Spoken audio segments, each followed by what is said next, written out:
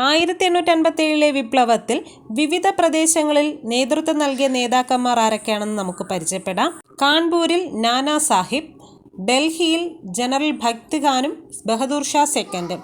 ഡൽഹിയിൽ ആരൊക്കെയാണ് നേതൃത്വം നൽകിയത്? ഭക്ത് ഖാൻ, ബഹദൂർ ഷാ സെക്കൻഡ്. ഝാൻസിയിൽ റാണി ലക്ഷ്മിഭായ്. ഫൈസാബാദിൽ മൗലവി അഹമ്മദുള്ള. മീററ്റിൽ കദം സിംഗ്. മീററ്റിൽ ആരാണ് 1857 റിവോൾട്ടിന് നേതൃത്വം നൽകിയത്? കദം സിംഗ്. അലഹബാദിൽ ലിയാഖത്ത് അലി. ഗോളിയാറിൽ നേതൃത്വം നൽകിയത് റാണി ലക്ഷ്മിഭായും താന്തിയോ തോപ്പിയും.